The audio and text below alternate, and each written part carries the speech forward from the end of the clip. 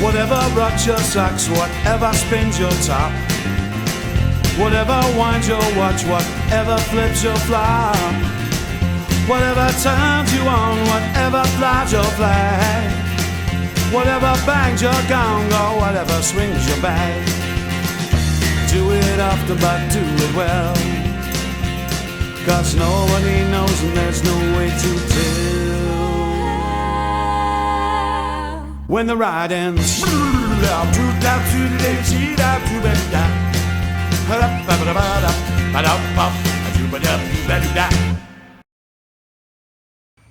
Good morning. Welcome back to Turtle Beach. We are once again at the remain of the tin dredging, and we're going to take a walk on the beach, and we're going to pick up some lighters and some net floats and God knows what else. Excuse me. It's about 6 o'clock in the morning, maybe 6:15, and I forgot to bring water. So if I choke up during this, I apologize. This is, of course, the, like I said, the remain of the tin dredging. There's the motorcycle there. I did get on the bike. I did half the bicycle this week. I was recommended to wait a month after surgery. I got on the bicycle and I did half of what I normally do. I did 10 kilometers instead of 20. And then I went to the hot springs and I rested these old bones in the hot water. John Armstrong, who brought me a meat thermometer in order to measure the temperature at the hot springs. I have forgotten to take that meat thermometer with me every single time I've gone. It sits on my desk. Almost broke a toe there. I look at that meat thermometer every day and think, boy, now I can find out what temperature the hot springs are. And then I never take it and still don't know the temperature. But John, I do appreciate the gift. I want to start by showing you a postcard. Hang on a sec. I'm going to take off my shoes. Go down on the beach. Once we're out from under the trees, there should be more light. Yeah, all right.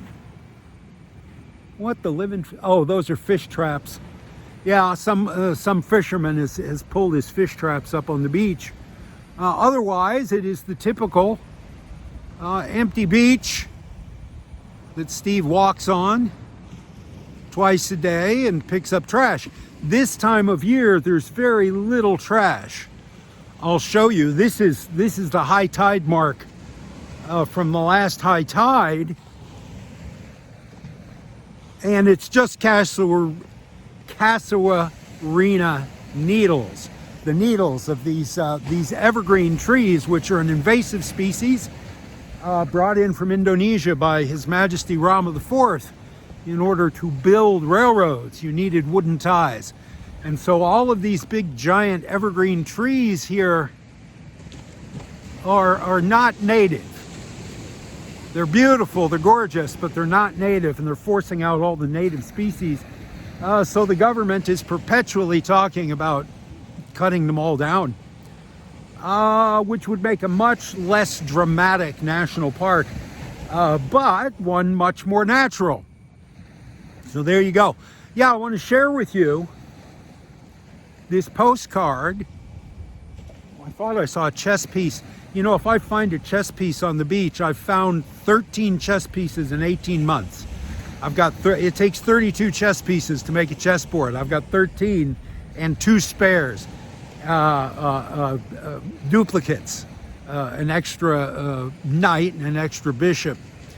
So I'm looking down. I thought I saw a chess piece back there, but no. So yeah, I received this postcard this week from Taiwan. Very nice words. Postcard from an expat in Taiwan. Thank you for your positive outlook. Me? Positive? Truth prevails. Love you. Blah, blah, blah. Now, he got the address wrong. He wrote down the address incorrectly. I don't know where he came up with this address, but it is incorrect. But it found its way to me. But can you see the date? Where is the date? 20, I don't know if that's focused, 21st August. He mailed this on the 21st of August. Today is the, about the 15th of December? 4 months. But it got to me. It found its way to Steve Ross. That's how big Thai Muang is. Somebody knew that among the handful of Farang here is one named Steve Ross. And in 4 months, whatever torturous path it took, this postcard found its way to me. And I appreciate that. I appreciate the viewer who sent that to me. Today's video is called In Praise of Kun Chaman. Kun Chaman is a friend of mine of a sort. You know, I'm going to explain that. But I'm going to tell you why. Being positive is something I struggle with. Honestly. I'm kind of a glass half empty kind of guy. And I complain a fair amount and have my whole life. I criticize a fair amount my whole life. And you know, in my family, I come from a family of academics. And pointing out somebody's mistake is literally what most of the people in my family get paid to do. They're all professors. I'm the only person since my family, it's a nice piece of coral, but I'm not going to bother to bend over and pick it up. In my family, pointing out somebody's mistakes is just natural. You know, you grade papers all night long, and then, you know, somebody dangles a participle at the dining table, you're going to say so. And in my family, it's not a big deal. You can point out somebody's mistake in grammar, syntax, spelling, punctuation, math, history, whatever. You can point out their mistake and they go, oh, right, okay, thank you for that. Thanks for the heads up. Yeah, well, that is not that is not the way many people react to criticism. I'll tell you a little quick story. It's a quick one, I promise. In about 2004, I was housebound with social anxiety disorder. I would remain basically locked in my house for 4 years. About 2003 to 2007.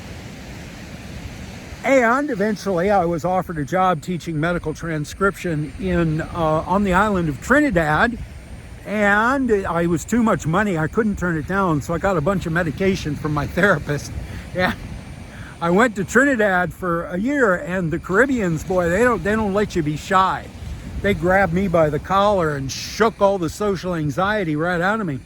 And I came back cured. But while I was housebound, about, I don't know, 2004, 2005, my therapist said, look, I know a woman, she's a poet, and she's come to Iowa City she's been accepted in the Writers' Workshop, the University of Iowa Writers' Workshop, which is the most prestigious graduate writing program in the United States. And he said she's moving into an apartment, she doesn't know anybody here, and she needs help getting her furniture and stuff into her apartment. She'll pay you. Why don't you go over there and I'll set this up, and you get out of the house, meet somebody new, another writer, and who knows, maybe you'll make a friend, and at least you'll get some exercise and make some money and get out of the house. And I sucked it up and I said, yeah, all right, I'll go help this woman. So I go across town on the appointed day and I meet this woman outside her new apartment. And a very nice lady, a poet, and I never read her work. I don't know if she's a good poet, but she was a poet. She's going to be in Iowa City for 2 years.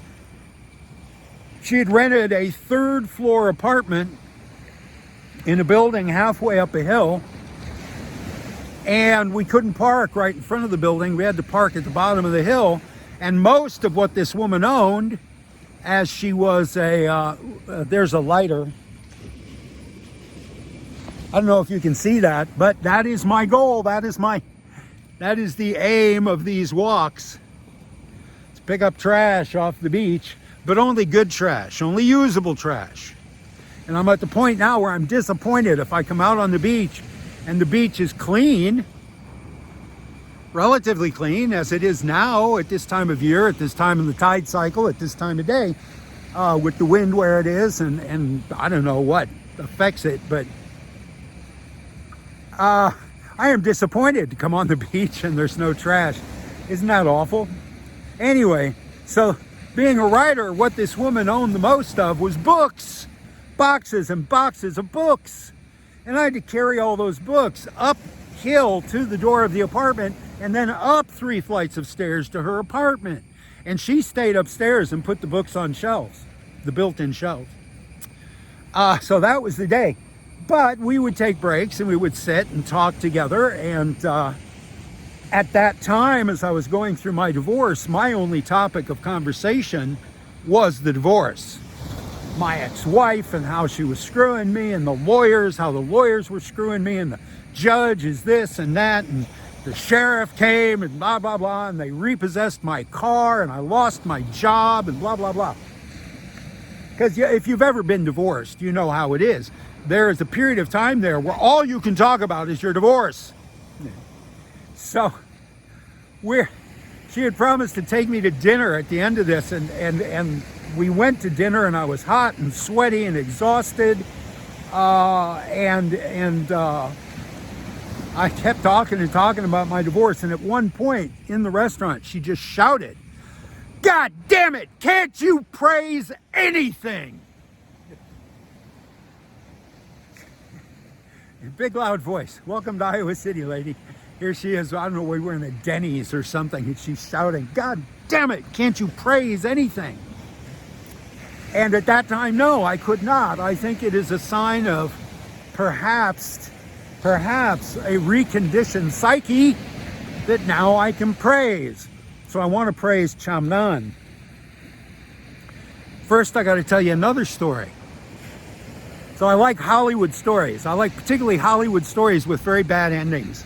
I like it when Hollywood people act badly. Or bad things happen to famous people, I guess. I don't know why. I like Hollywood stories. So there's an actress I have always been fascinated with. Her name is Evette Vickers. That's her stage name. She had some, Norma Jean name. I don't know what it was. But her stage name, her screen name was Norma Vickers. She was famous for exactly 2 things. She was a B-movie actress. She had a small role in Sunset Boulevard. She had a small role in Attack of the 50-Foot Woman. And that was basically it. That was her career. But she is known today for 2 things. The first being that she figures largely in the world of pornography history. So in the 1950s, when a B actress her career was fading, she would try to rejuvenate it by agreeing to do a spread in Playboy magazine. In 1959, Playboy magazine was about 5 or 6 years old, and Miss Vickers tried to relaunch her career by she was the Playmate of the Month. I forget what month, but it was 1959.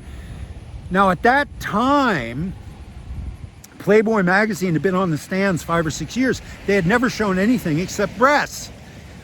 They weren't quite sure. The language, the governing body that they had to please was the U.S. mail, the post office, because men were shy to buy this magazine at the newsstand. They had to have it mailed to their house in a plain brown wrapper. And if your stuff was so obscene that the U.S. mail refused to carry it, that was the end of your magazine. So you had to please the inspectors at the U.S. mail, at the post office. Those were the guardians of morality at that time. And Hugh Hefner, the wording of the law, of the rule, it wasn't a law, it was simply a rule of the post office, was unclear about what exactly you could show in your magazine before it became unacceptable pornography. So he had gotten away with breasts. And if you look at the very early centerfolds from Playboy magazine, they're wearing pants, they're wearing bathing suit bottoms. All they show is their breasts. And very often they'll have a shirt and all they're doing is this. And he wanted to go farther. He had proven, here's another lighter, and you see how the ocean degrades all of this metal stuff, and eventually we'll take all that metal and plastic off. And what remains is the very pretty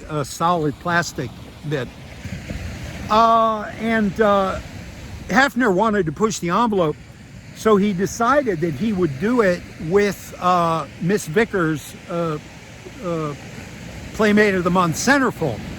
So they had shot her photo essay, shall we call it, in her home. She owned a little wooden house in the hills of Hollywood. And there was a time when Los Angeles had very lax building codes, and there were a lot of these handmade houses up in the hills. They've probably all burned now in the annual forest fires. But she lived in one of these little handmade wooden houses, and they thought it was very quaint and charming and kind of beatnik, and they came and photographed her in her house. And the centerfold photo is her laying face down on her sofa. She's got a shirt on, but she is completely naked below the waist. And she's got her back arched, and she's kind of sticking her tushy up in the air. And she's got one leg hanging off the sofa, so her legs are open. And it is, for the time, for 1959, a very lurid photograph. Yeah, my glasses are dirty. And it got through the censors. And from that point on, Playboy magazine showed tushy. They showed buttocks. They felt safe showing tushy. It was not until I think the 80s that they showed, quote, pink. That is the industry jargon for going that far in pornography, showing pink. But Miss Evette Vickers was, with that photo on that sofa in her living room, the first woman to be exposed that way in the pages of Playboy. All right, we jump ahead to the early 2000s, and neighbors break into Miss Vickers' little wooden house because this old lady, they haven't seen her in a while, and there's a year's worth of mail in her mailbox. And they find her mummified body, half eaten by rats, on the floor in front of that sofa. And they reckon she had died on the sofa, and her body had been pulled by coyotes or rats or something off the sofa and onto the floor, and then had decomposed there on the floor and mummified. With the heat. It was Californian, so it's very hot most of the time. And they reckon she had gone, her absence was unnoticed by neighbors or family for almost a year. And that was how she ended her life, on that sofa. So perhaps the only two things that made this woman's name memorable and made her notable, and she was somebody like any actor, she had pursued fame and notoriety her whole life. And the only two things she did was be naked and stick her butt in the air on that sofa and then die on that sofa. But I bring this up because I don't want to die that way. I don't want my body to lay on the floor of an old sushi restaurant in Thailand until some neighbors find me. Thus, Kun Chaman. 17 minutes and I finally get to Kun Chaman. So the first day I was in Thailand, not the first day, I'd been here about 2 weeks and I'd found a place to rent, and I was living in a short time motel because that was kind of the only accommodations here. There's not much tourism here, but we got a couple karaoke joints, and there's a couple short time hotels near the karaoke joints. So I had a room for a couple weeks. Oh, that's a real nice piece of coral. I'm gonna kick that up there and pick it up, I hope, when I come back. I'm gonna throw it up to the high tide mark, or above the high tide mark, so I see it, I hope, when I come back down the beach. This is my goal. Where is it? Lone Tree. Typically, that's how far I'll walk. That's Lone Tree. So I needed to move my stuff out of the short-time hotel to the new apartment. And I asked the landlord, you got a guy with a samlaw who can help me drag my stuff over there? I had a couple pieces of furniture and some luggage and stuff. And I'd purchased a refrigerator, and it had been mistakenly delivered to the hotel. So anyway, he said, yeah, Chamnan, There's another lighter. These I can't really use in anything, but I collect them anyway because they're trash. And Chamnan came, and I met Chamnan, and Chamnan looked at me like that. Chamnan had never met a Falang in his life. He had never spoken to a Falang in his life. Chamnan is an agrarian worker. He cuts rubber, primarily. But he'll also harvest palm nuts, which are big down here in the south. Oh, pineapple, bananas. He cuts weeds. He's a farm laborer. I don't know how far he went in school. I would guess high school, but I don't know that for a fact. He didn't know a word of English when I met him. I have since taught him, "Good morning, how are you?" And I say, "I am fine, how are you?" "I am fine, thank you." And that's our ritual. And that's as much as he has learned. That is as much as I guess, have been successful teaching him. But at any rate, Chamnan comes over twice a day. I pay Chamnan 300 baht a day. Well, 2,000 baht a week. I pay him 2,000 baht a week, and he comes and goes whenever he wants. The stipulation being he will come twice a day, once in the morning and once in the evening. Usually when he comes in the morning, I am on this walk, picking up trash on the beach. He has his own key to my place. He lets himself in. He sweeps the floors. He mops the floors every day. It's tile floors throughout. And he will get a palette knife and get on his knees and scrape up whatever adhesives or paints or paper mache or plaster of Paris that I have dropped on the floor. And then he'll do some dishes. He will put my laundry in a bag and take it to his wife. His wife does my laundry. And then he'll go. And usually he's got a job somewhere cutting palm or cutting cutting weeds. He cuts a lot of stuff. And then he'll come back in the evening about 4 o'clock and stay for a couple hours. Very often in the evening, he'll come in and touch base with me and say hello. Then he'll go out on the beach and sit on the beach. The guy has grown up here, been here his whole life, probably never lived more than a mile from this beach. Not tired of it yet. He's in, I would guess, Chamnan is close to 50. And he still just loves to sit for hours on the beach and look out at the beach. And he does stuff for me. He plumbed a sink for me. He built a brick wall. He paints a lot of stuff. He cuts my weeds once a week. He takes me in the Samlaw to Koh Kloi when I need to go to the art supply store in Koh Kloi, or I need to go to the bank. My broccoli guy, I send him money through the bank, and his bank is in Koh Kloi. We don't have a branch in Turtle Beach. And, he just does odd jobs like that, and I give him 2,000 baht a week. But basically what he does is he comes to my house and checks on me. He brings me food sometimes. I'll buy some fresh fish, a couple fresh fish. He'll take it home to his wife. She'll fry them both. They'll eat one fish, I'll eat the other. She'll send it back to me in Tupperware with fresh rice. It's another lighter. These are nice. I like these. I like these colors. They're not as saturated. They're not as rich. They're more pastel.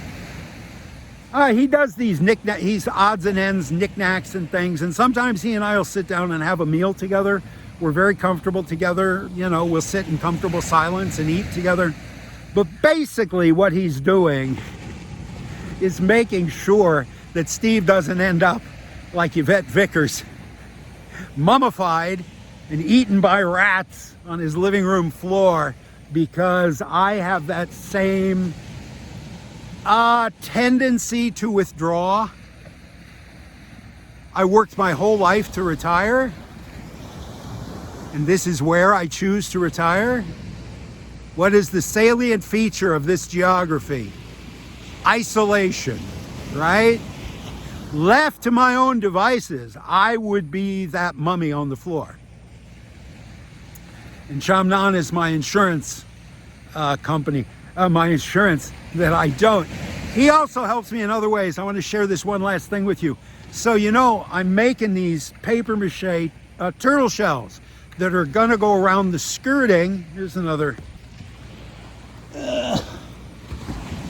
They'll go around the skirting of the float, the parade float that I'm gonna enter in the Turtle Day Parade in March. And they're just styrofoam, or not styrofoam, they're paper mache turtle shells out of a mold that used to be part of a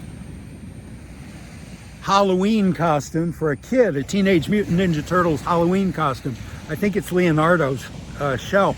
Anyway, I use the obverse as a mold, and I make these shells. And I'm looking at these shells, and I really love them. And some of them I have painted up pretty, and I've put the name of a store, an art supply store that has been helping me in this project. There's been 3 or 4 of them, and I've given them to a coffee shop. I write the name of the company, and they've been very pleased. They've been hanging these. There are 3 or 4, about 4, 5 businesses in Turtle Beach now that have these shells, these paper mache shells. And I was trying to think of what more to do with them. Well, one of the most common pieces of trash on the beach is flip-flops. Man, we human beings, we lose our shoes like nobody's business. And I find I don't pick them up because I never knew what to do with them. And one day I was looking at them, and I was out here on the beach, and I thought, you know what they look like? They look like flippers. They look like turtle flippers. I'll bet I can find something to be a head, and then use shoes to be the 4 flippers, maybe even the tail of a turtle. What a great idea. So I gathered, you know, maybe 10 shoes for the first time. Started picking up shoes out here on the beach. And took them home. What is this? Diplodocus. So yeah, you see those flippers? You see how those look like shoes, little flip-flops, just the sole of a shoe? So I brought them home, and Chamnan loves to help me unpack the bag. He knows what I look for. He strings net floats. He makes garlands of net floats. He helps me with the art, if you will indulge me in that term. And he's unpacking the bag with me, and he said, why shoes? Why are you collecting shoes? And I said, look, and I got a turtle shell, and I put 4 shoes around it as flippers. And I said, see, isn't that a great thing? Isn't that great? Isn't that cool? And he said, this is all in Thai. He said, you're going to hang shoes on the wall. I said, yeah. He said, old dirty shoes, you're going to bring them in the house and hang them on the wall. Now, normally, Kun Chaman Kangjai, very much. He won't use my bathroom. He'll go in the backyard to piss. Because I'm the boss, and he won't use my bathroom. It's an interesting bit of stone. These float. I don't know what kind of coral or stone they are, but these float. These stones, they're so porous, they float.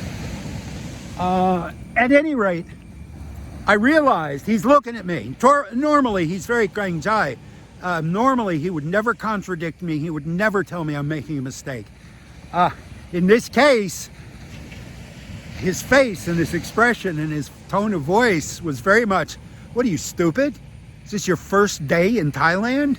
You're going to hang shoes on the wall. Chamnan has worn the same pair of yellow flip-flops since the day I met him. They must be 10 years old, these flip-flops. This is very common. Rural Thai men will wear one pair of shoes until they fall apart on their feet. They will wear those shoes every single day and never, ever take those shoes inside the house, because shoes are filthy. Feet are filthy. You don't touch anybody or anything with your feet. You don't gesture with your feet. You don't point with your feet.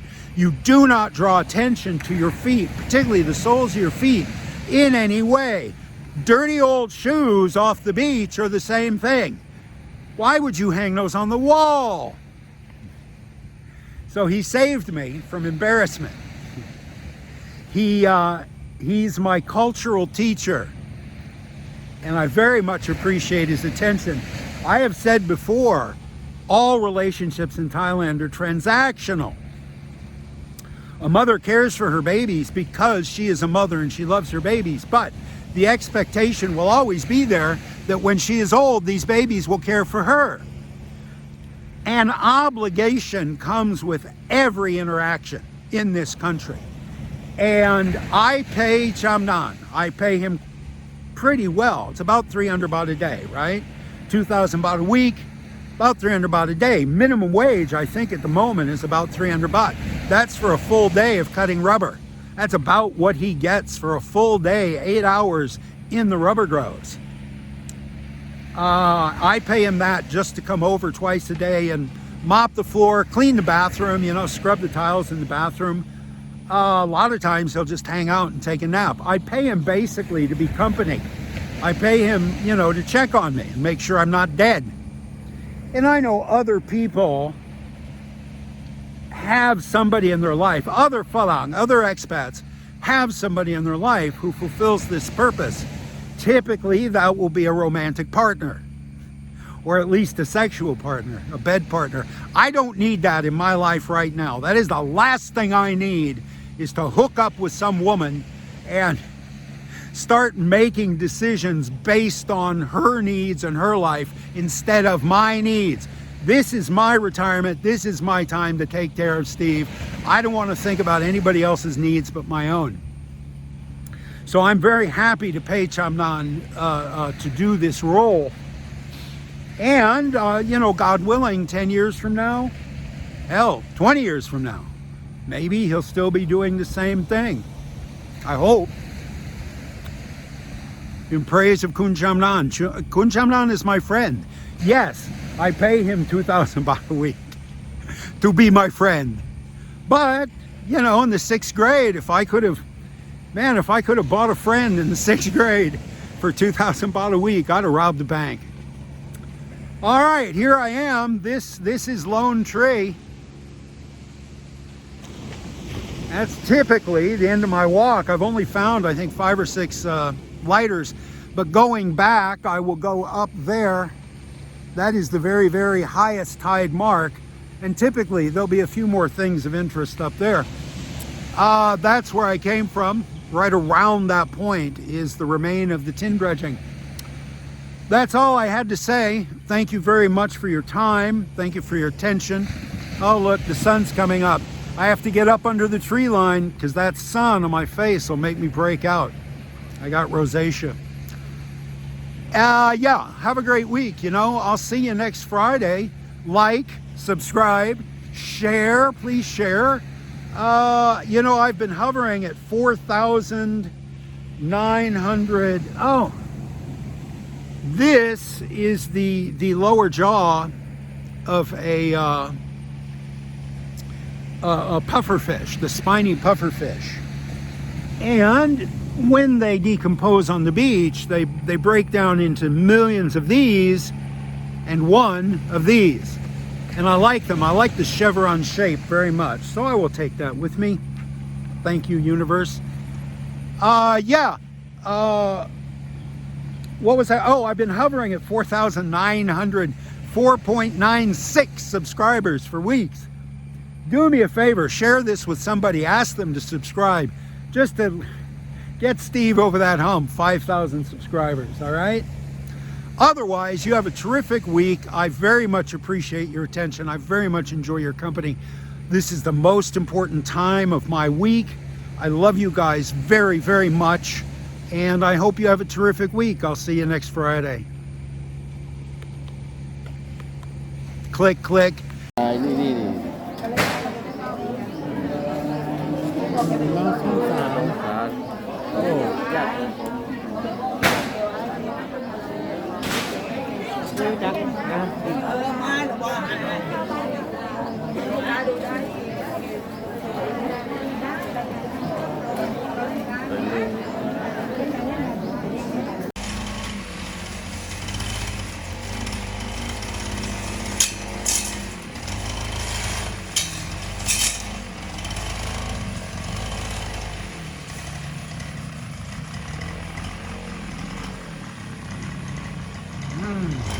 ยบร้อยแล้วเก่งจังฝีมือ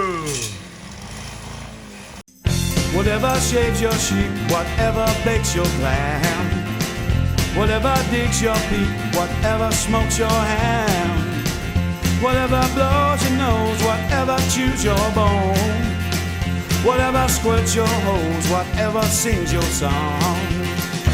Do it often, but do it well. Nobody knows and there's no way to tell. When you're riding,